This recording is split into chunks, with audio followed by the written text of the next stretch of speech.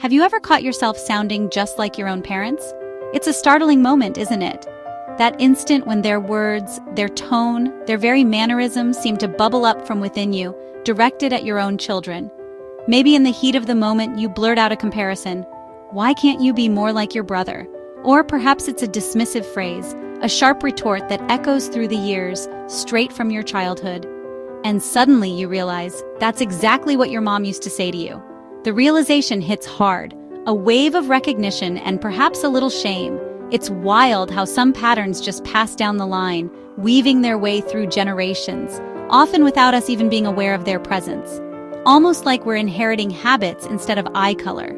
These aren't just quirks or funny sayings, they're deeply ingrained behaviors that shape how we interact with our children. Sometimes the patterns we inherit are so subtle, we don't even realize they're there. It could be the way we handle stress, or how we react when things don't go as planned. Or maybe it's the silent treatment, shutting down instead of talking things through. These quiet habits can shape our children's emotional responses for years to come. There's the comparison trap, ranking your kids against each other, thinking it'll motivate them. Why can't you be as good at math as your sister? Look how well your brother cleans his room. These comparisons, intended to inspire, often breed resentment and insecurity. Or yelling, not because your kids really deserve it, but because that's just how things were handled in your house growing up. The raised voices, the explosive reactions, they become normalized, a default response to frustration or disobedience. It's a cycle of anger that perpetuates itself. Then there's emotional unavailability, the inability to connect with your children on an emotional level, to offer comfort, empathy, or even just a listening ear. You want to be there, but you don't really know how, because maybe no one was ever there for you. Perhaps you grew up in a home where emotions were suppressed, where vulnerability was seen as weakness. Now, you struggle to provide the emotional support your children need. Some patterns get even more serious, like unhealthy coping mechanisms that become ingrained in the family dynamic, bringing stress from work and dumping it on your family. The tension, the irritability, the constant complaining, it creates a toxic environment for everyone. Or worse, using substances in front of your kids, normalizing behavior that can have devastating consequences. It sends a message that numbing the pain is the answer, rather than addressing the underlying issues, or letting anger turn physical. This is perhaps the most damaging pattern of all, creating a climate of fear and violence that can have lasting psychological effects on children. Sometimes parents try to live out their own dreams through their children, pushing them to achieve what they themselves couldn't, pushing them in directions they never chose.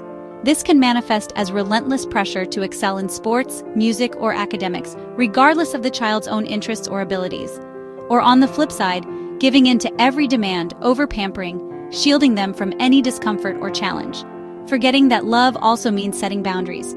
Boundaries provide structure, security, and a sense of what's right and wrong.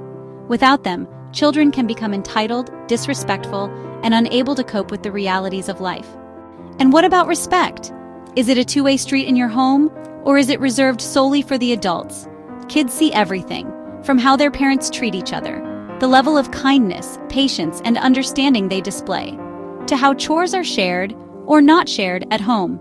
Are household responsibilities divided fairly, or does one person bear the brunt of the work? This teaches children about fairness, responsibility, and teamwork. Disrespect, favoritism, lack of privacy, these are all subtle but powerful ways in which negative patterns can manifest. Even ignoring your child's need for play, they all leave a mark. Play is not just frivolous fun, it's essential for a child's development, creativity, and emotional well-being. Now, nobody's perfect. We all stumble. We all make mistakes.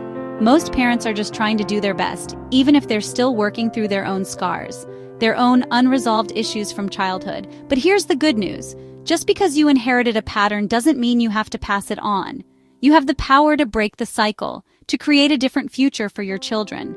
Awareness is the first step. Recognizing the patterns, understanding their origins, and acknowledging their impact is crucial. Catch yourself. Take a breath before repeating that phrase or reaction. Create a pause, a moment of reflection before you respond. Ask yourself, is this really how I want my child to remember me? Is this the kind of memory I want to create for them? Is this the example I want to set? Am I modeling the behavior I want to see in my children? Sometimes being a good parent means breaking the chain. It means consciously choosing a different path, even when it's difficult. It's apologizing when you're wrong, admitting your mistakes, and showing your children that it's okay to be imperfect. Setting boundaries with love, and showing up even when it's uncomfortable. It's having those difficult conversations, even when you'd rather avoid them. It's letting your kids have privacy, respecting their personal space, and trusting them to make their own choices, even when you disagree. And teaching them respect, not just by telling, but by showing, by treating them with respect, by listening to their opinions, and by valuing their individuality. The patterns you choose today can become the legacy your kids inherit tomorrow. What kind of legacy do you want to leave behind? So let's make it one worth passing on. Let's create a legacy of love, respect, and understanding. Thanks for listening. If this hit home, you're not alone, and it's never too late to change the story. It's never too late to become the parent you always wanted to be. One powerful positive parenting pattern is open communication.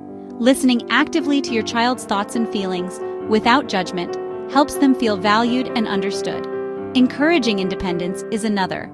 Allowing children to make age-appropriate choices and take responsibility for their actions builds confidence and self-reliance. Modeling emotional regulation teaches children how to handle big feelings. When parents stay calm during stressful moments, children learn to do the same. Praising effort, not just results, encourages a growth mindset. Celebrate your child's hard work and perseverance, not only their achievements. Establishing consistent routines and clear boundaries provides children with a sense of security and predictability, helping them thrive.